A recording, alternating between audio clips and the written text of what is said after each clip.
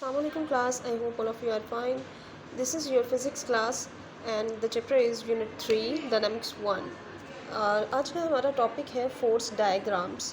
Force diagrams क्या होती हैं, उनको हम ड्रॉ कैसे करते हैं, कौन से बेसिस पे करते हैं.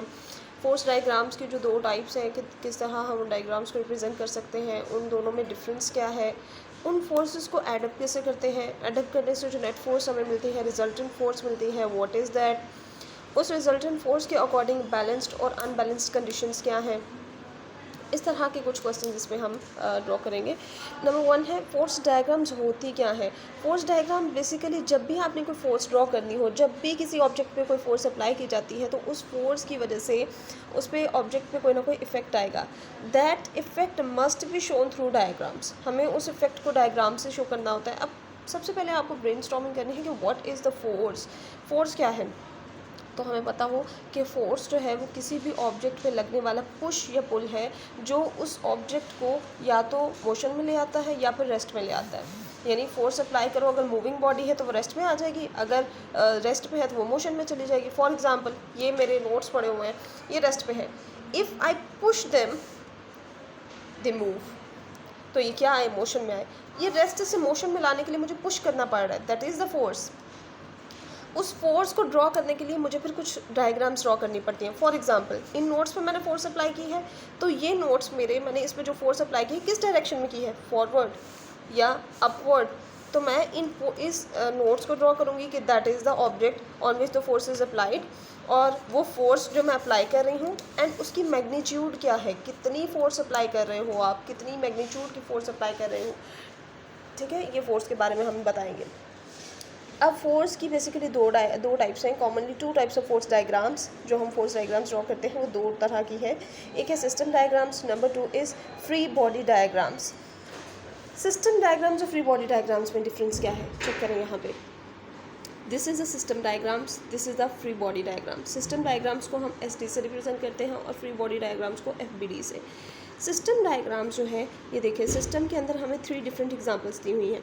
सिस्टम डायग्राम्स एक कंप्लीट विजुअल रिप्रेजेंटेशन होती है. What is visual representation. Visual representation means कि आपको ऑब्जेक्ट्स की कंप्लीट इन्फॉर्मेशन हो कि किस ऑब्जेक्ट से वो चीज़ हैंग हुई है, वो जो ऑब्जेक्ट हैंग हुआ हुआ है उस पर फोर्स किस डायरेक्शन में लग रही है, जिस डायरेक्शन में लग रही है वो फोर्स कितनी क्वांटिटी की है. ये सारी हमें सिस्टम डायग्राम में दिखानी पड़ती है. सिस्टम में मतलब all the objects, collection of objects that are connected to that force.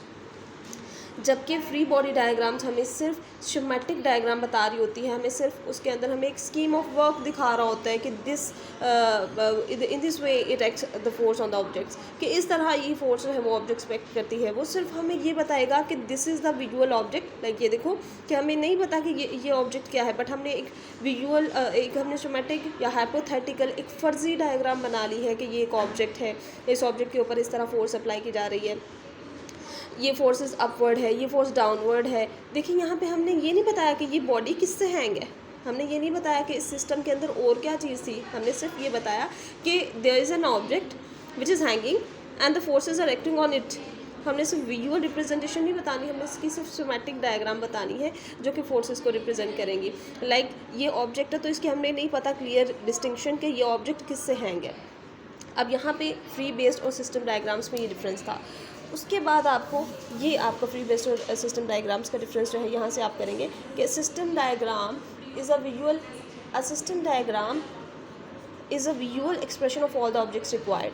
जितने भी ऑब्जेक्ट्स रिक्वायर होते हैं उनका विजुअल एक्सप्रेशन है. जबकि फ्री बॉडी जो है वो सिर्फ स्कीमेटिक रिप्रेजेंटेशन है कि किस तरह उसको हमने एनालाइज करना है ऑब्जेक्ट्स को. सिर्फ एरोज ड्रॉ किए जाते हैं एफबीडी के अंदर. ठीक है, उसके बाद हमने बताना है कि फोर्सेस किस तरह की हैं, फोर्सेस किस टाइप्स की हैं.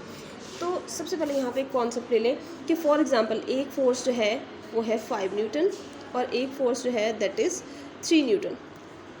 Check the magnitudes of this forces.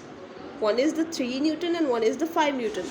हमने इनकी विजुअल रिप्रेजेंटेशन कैसे करनी है कि जो 3 न्यूटन की फोर्स है हमने एरो से शो करना होता है. इसकी ये जो एरो है इसकी डायरेक्शन, इसका हेड जो है ये बता रहा है कि इसकी डायरेक्शन किस तरफ है.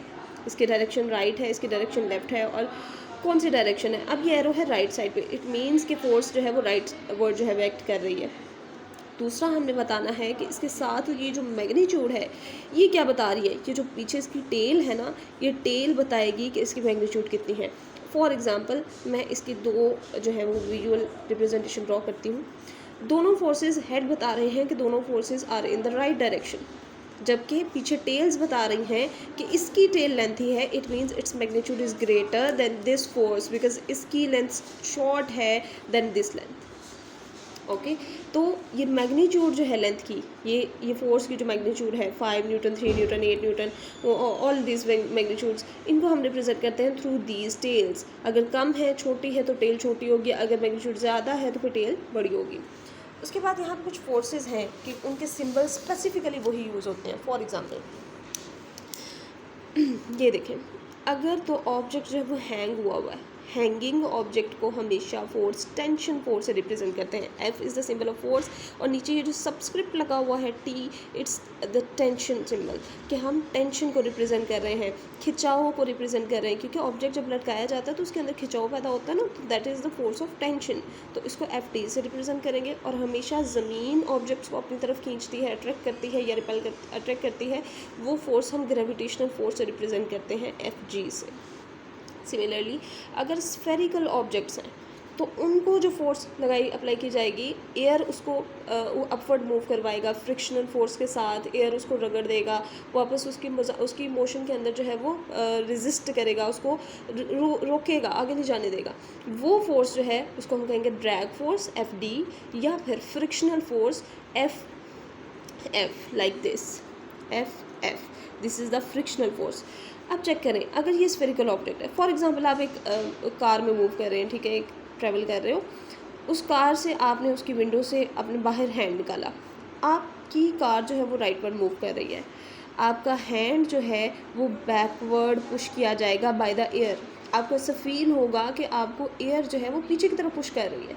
So that force which is provided by the air, it's a drag force और फ्रिक्शनल फोर्स। ओके, देन अगर फ्लैट ऑब्जेक्ट्स हैं, अगर तो वो प्लेन ऑब्जेक्ट्स हैं, तो उनके ऊपर जो फोर्स अप्लाई की जाती है सेंटर से, वो नॉर्मल फोर्स होती है। Normal force means perpendicular force, F N से रिप्रेजेंट किया जाता है इसे, and this is the perpendicular to the object. ये थी आपकी फोर्स डायग्राम्स की रिप्रेजेंटेशन। फोर्सेस को किस तरह रिप्रेजेंट करते हैं, उनके सिंबल्स क्या हैं, free base diagram, free body diagram और सिस्टम डायग्राम में डिफरेंस क्या है, और ये एग्जांपल्स। ये टॉपिक आपका यहाँ से क्लियर है। If you have any query और question you can ask free.